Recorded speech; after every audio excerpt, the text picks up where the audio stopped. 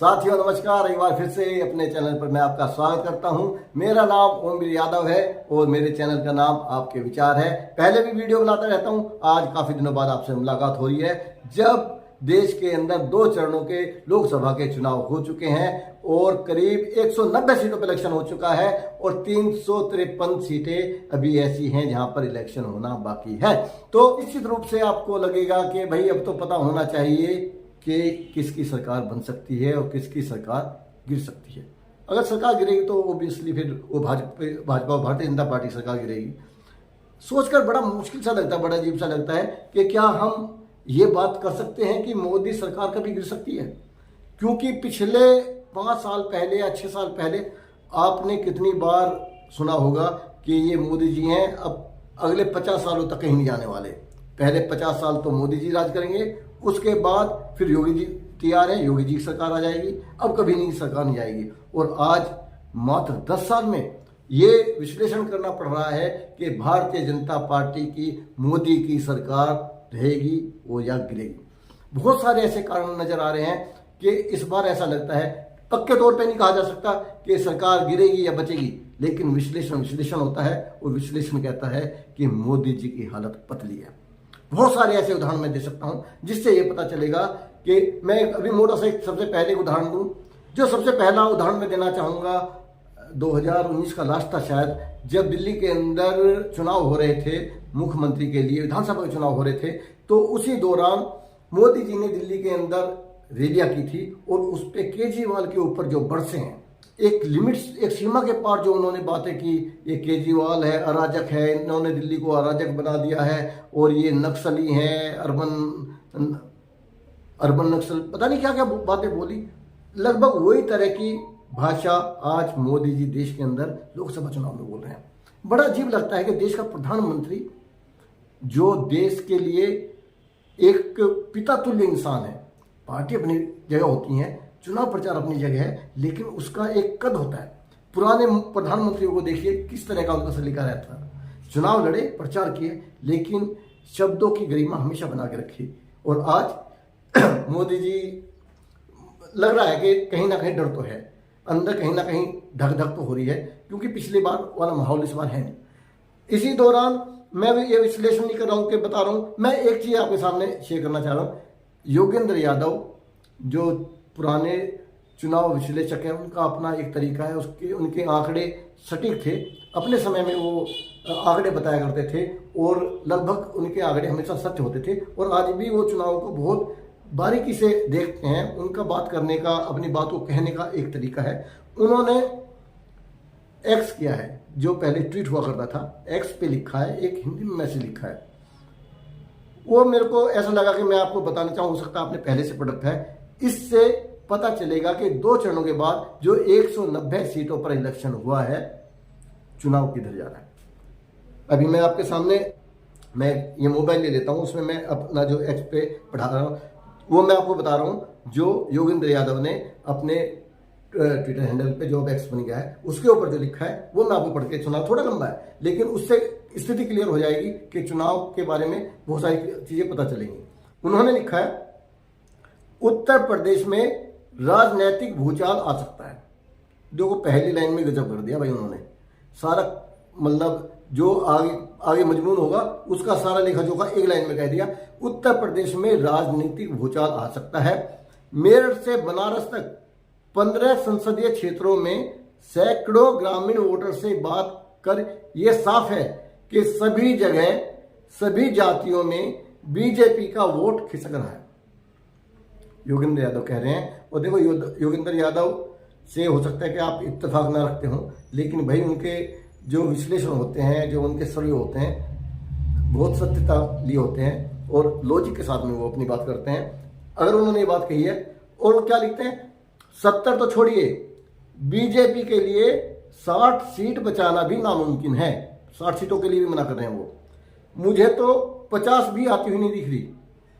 खत्म ही कर दी कहानी। ग्राउंड रिपोर्ट के मुख्य बिंदु, अब वो बिंदु लिख रहे हैं कि उन्होंने क्या क्या वहां पे नोट किया है।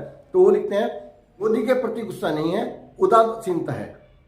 मतलब गुस्सा एक अलग चीज होती है उदासीनता ये है कि जितनी उम्मीद थी वो उम्मीदें पूरी नहीं हुई, और एक सुस्त हो जाना, गुम हो जाना। उदासीनता मतलब कि वो रुचि ना रखना। तो इसे उदासीनता को थोड़ा इसका परिभाषा बताना कठिन है, लेकिन मोटा मोटी ये है कि लोग उदास है कहीं ना कहीं उनको लेकर। जो उम्मीदें थी वो उम्मीदें पूरी नहीं हुई। मोदी के प्रति गुस्सा नहीं है, उदासीनता है। उन्हें राशन का श्रेय मिलता है, जो राशन मिल रहा है लोग मानते हैं कि उनकी वजह से राशन मिलता है, लेकिन इस बार उसके नाम पर वोट नहीं पड़ेगा। ये तो लोग मानते हैं कि राशन दे रहे हैं मोदी जी, लेकिन उसके ऊपर वोट नहीं दे रहे। अरे भाई वोट कैसे देंगे? वो तो पहले योगी जी उसके नाम पे वोट मांग सकते हैं, हर बार राशन के नाम पे वोट थोड़ी ना मिल जाएगा। दूसरा पॉइंट बताते हैं, मोदी की तुलना में योगी ज्यादा लोकप्रिय हैं। देखिए ये पॉइंट एक है जिसके ऊपर हमें ध्यान देना चाहिए। मतलब मोदी से भी ज्यादा लोकप्रिय कोई हो सकता है क्या? उन्होंने लिखा है मोदी की तुलना में योगी ज्यादा लोकप्रिय हैं, उन्हें गुंडागर्दी खत्म करने का श्रेय मिलता है। इसका मतलब योगी के पक्ष में ये चीज पॉजिटिव जा रही है कि भाई उन्होंने गुंडागर्दी खत्म की है। उसके बाद में लिखते हैं बीजेपी के अधिकांश सांसदों और स्थानीय नेताओं के खिलाफ बहुत ज्यादा गुस्सा है। ये तो मानने वाली बात है, क्योंकि भाई विधायक तो क्षेत्र में जाते नहीं है, सांसद तो क्षेत्र में जाते नहीं है, ना उन्हें जाने की जरूरत है, क्योंकि वो जानते हैं कि जो कुछ वोट मिलेगी वो मोदी जी के नाम पे वोट मिलनी है। जाके करना भी क्या है, धूप में क्यों, बारिश में सर्दी में परेशान होने क्या मिलना, अगली बार टिकट का भरोसा भी नहीं है। तो सीधी सीधी बात लिखी है कि सांसद जाते नहीं है, बताते हैं वो। वोटर के मन में महंगाई और बेरोजगारी है। ये पॉइंट तो देखो मैं भी मानता हूँ भाई, 65 रुपये का जो पेट्रोल जब मैं 95-100 रुपये का लूँगा तो जोड़ तो पड़ेगा ना। जो कार, एक वैगनार जैसी एक मिडिल क्लास फैमिली के लिए जो कार है, सेंट्रो जैसी कार है जो 5-5.25 लाख में मिल जानी चाहिए, वो भी 8-9 लाख रुपए में मिल रही है। तो जेब तो हर किसी कट रही है। आप ऐसा कोई नहीं है किसी को आटा की जरूरत पड़ती है, कोई तेल भाई तेल भी 90 रुपये वाला, 70 रुपये लीटर वाला जो है 200 रुपये लीटर मिलेगा। तो देखो जेब तो हर किसी कट रही है, मैं खुद उससे परेशान हूँ। मैं भी मानता हूँ कि ये महंगाई एक मुद्दा तो है, ये हमें मानना पड़ेगा, इससे हम बच नहीं सकते। महंगाई है देश के अंदर। गांव में छुट्टे जानवर सबसे बड़ा मुद्दा है।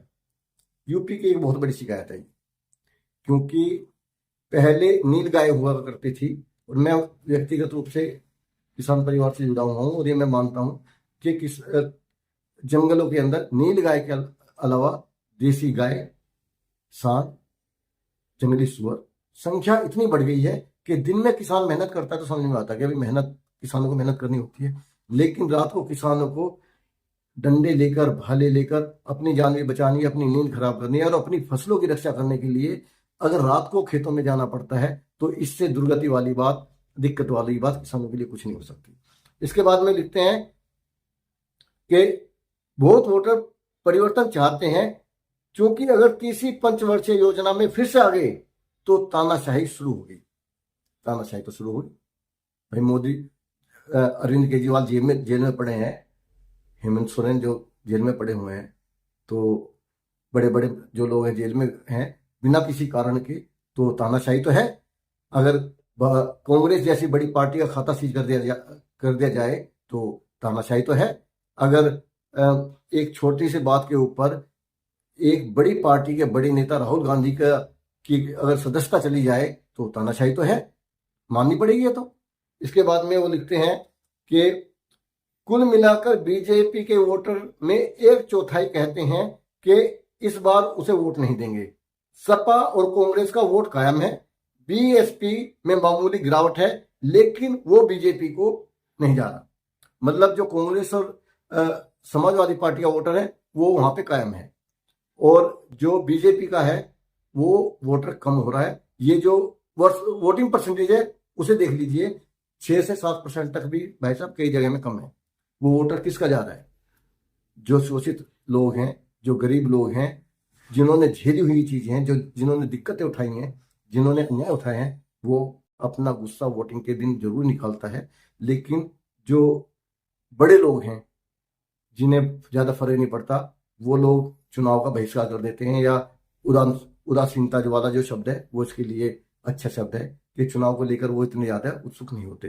तो ये बात मानने की है। और जो बसपा का जो वोट बैंक है थोड़ा सा कम हो रहा है, लेकिन वो भाजपा को नहीं मिल रहा इस बार, जो कि पिछली बार मिला था।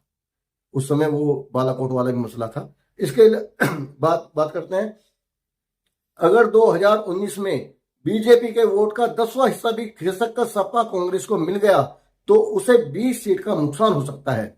अगर इससे ज्यादा टूट गया तो परिणाम पूरी तरह से उलट जाएगा। इस पॉइंट को पर ध्यान देने वाली बात है। इसके बाद में वो एक चेतावनी देते हैं और कहते हैं कि अभी सिर्फ 16 सीट में वोट पड़े हैं। ये खाली उत्तर प्रदेश की बात कर रहे हैं। अभी सिर्फ 16 सीट में वोट पड़े हैं और स्थिति बदल सकती है, लेकिन फिलहाल तो हर दिन स्थिति बीजेपी के लिए विकट होती दिखाई दे रही है। मतलब स्थिति बदल रही है, लेकिन बदल किसके लिए रही है? बीजेपी के लिए नुकसान होता नजर आ रहा है। इसके बाद में लास्ट में वो एक नोट लिखते हैं और नोट में कहते हैं कि ये कोई एग्जिट पोल या जादुई सर्वे नहीं है, आप खुद इसकी जांच कर सकते हैं। कहीं भी गांव देहात में जाकर पूछिए कि पिछली बार किसे वोट दिया था और इस बार किसे वोट देंगे। तो भाई साहब, सामने बातें खुलती हैं। यहाँ मोटा मोटी समझ में आ रहा है कि जो मोदी जी गुस्से में इतनी गंदी भाषा का इस्तेमाल कर रहे हैं, तो कहीं ना कहीं पेट में दर्द है और चुनाव मोदी जी के काबू से बाहर निकलता जा रहा है। अगली वीडियो के लिए मेरे साथ बने रहें। जय हिंद।